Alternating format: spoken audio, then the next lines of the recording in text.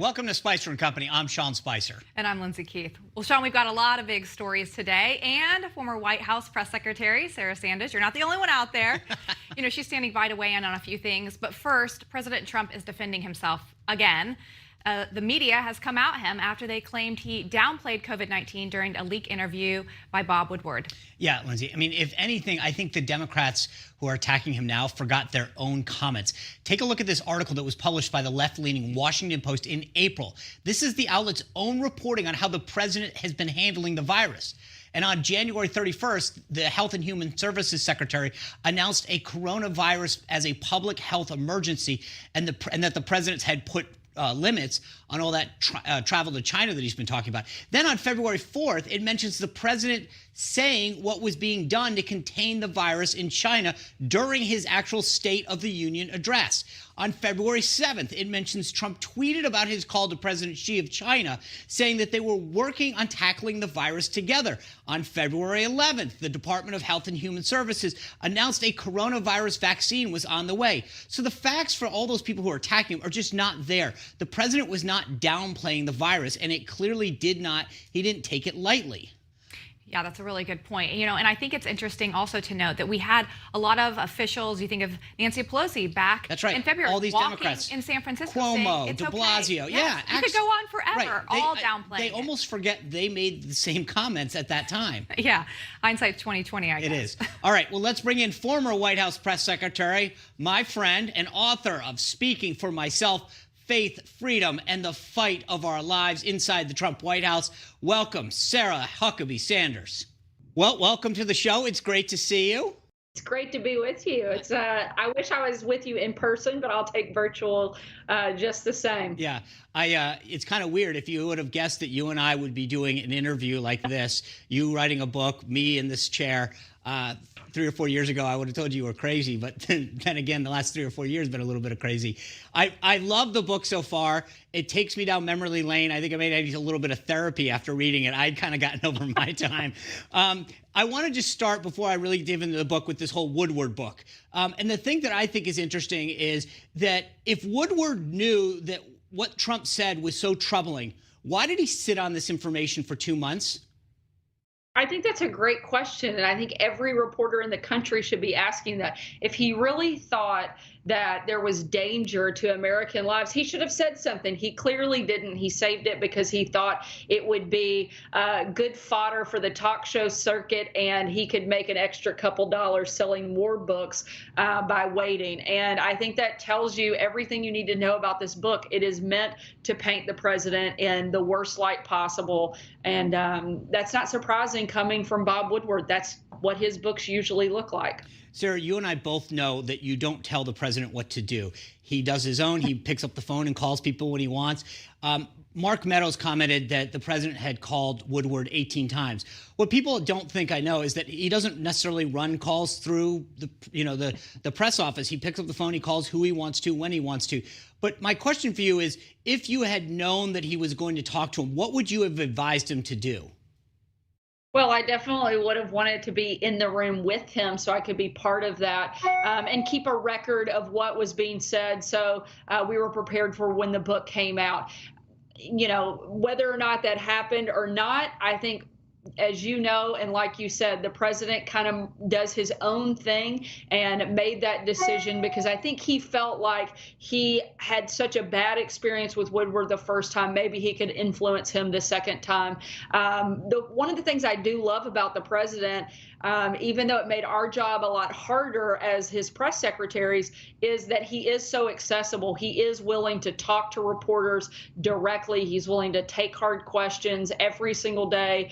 Whether it's on the phone, whether it's through interviews, or whether it's in the Oval Office with the entire pool there. I think it's one of the reasons that people like this president. He isn't business as usual. He's not a scripted robot, and he's not afraid to take tough questions. Yeah, and I think, to your point, after the first Woodward book, he wanted to make sure that his voice got through.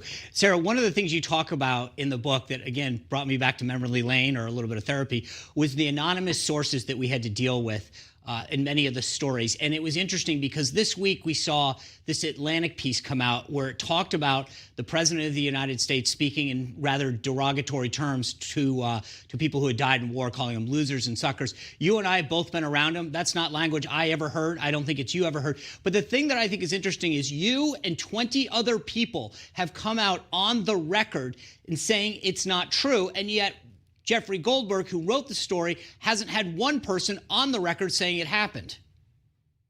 Exactly. And yet, who do they cover? They cover the anonymous source, the coward who won't put their name on the record. I was there that day. I was part of those conversations. I know that those comments were not said by the president. Sean, you yourself have served in the military and continue to do so. And I think that you can speak with credibility in a way that very few can, having worked alongside the president and being a member of the military. That's not the way that this president feels about the men and women who have served. He has a great deal of respect for them. I witnessed that certainly day after day in the 2.5 years I was there, and I'm sure that you had the same experience in your interaction with the president too. I mean, I can't think of anything. It's the opposite of that. So let me talk to you a little bit about COVID right now. Dr. Fauci came out talking about the president, this is in relation to the Woodward book, and made it very clear that what the president was doing at the time was right. Let me play a little sound for you. In my discussions and the discussions of other task force members with the president, we're talking about the reality of what was going on. And then when we would get up in front of the press conferences, which were very, very common after our discussions with the president, he really didn't say anything different than we discussed when we were with him. Now, Sarah, the media, everybody's got to do what Dr. Fauci says. He's the expert. Here he is saying it again, and the press ignores what Fauci says because it doesn't go along with what the president's saying, and it's negative. The narrative of the Woodward book is negative against him. Yeah, it's shocking to me, the hypocrisy. They have made Dr. Fauci the gospel on all things COVID related until the moment that he defends the president and says he did the right thing, he was listening to our advice, and now all of a sudden we don't hear them saying Dr. Fauci's name a lot today, and I find that hypocrisy at its worst. Unfortunately, I'm not too surprised by it. I doubt you are either. In the book, you write a lot about briefings, your first briefing, your second briefing. If you looked back on it now, would you change anything about how the briefings are structured or how often you did them? I always think that it's a good idea for the American people to get to see either the president or other administration officials answer questions. One of the things that I know we both experienced is that it became less about information that we could provide and more about reporters becoming stars, becoming the story instead of reporting the story. I wish that there was a way to bring that down. I think it has helped in some ways during the last several months and the last couple of months during the briefings where you don't have as many people in the room. I hate to say that the smaller crowd has allowed for a more, real discussion. But at the same time, you're not screaming over each other. You don't have that intensity that you did when both you and I were there. And I think that's helped in some ways. You certainly want to be careful you're not limiting journalists, but you are helping control the conversation so that you can have a true back and forth and maybe get some real information out there that was very hard to do during both of our tenures. Yeah, it's amazing. I think you're absolutely right. There's no jumping over each other and screaming because they all get called on now. When you look back right now, do you think that reporters who you knew before were a lot different than they were in the briefing room than they were in person? Absolutely. There were people who would act so nasty and mean in the briefing room, and then 20 minutes later want to sit down and chit chat about, what you were doing that weekend and favorite restaurants. One incident in particular, it happened right as I was leaving the White House, and the president had just tweeted out that I was leaving, and I had a group of reporters that had come by And, one of them had literal tears in her eyes telling me how sad she was that I was leaving, and that we had worked so well together. And then the next morning, I'm watching cable news, and there she is talking about how, well, it was a matter of time. It was time for her to go. It's for the best. And I'm like, wait a minute, you were literally crying in my office yesterday about how sad you were I was leaving, and today you're on TV saying, I'd lost all credibility and it was time for me to go. It was just a constant back and forth of who they really are and who they want to be on TV. I think I know who you're talking about, but I'll let you say it if you ever want to. I want to ask you if you'll please stick around. When we come back, I want to clear up a huge controversy with you, though. Stay tuned.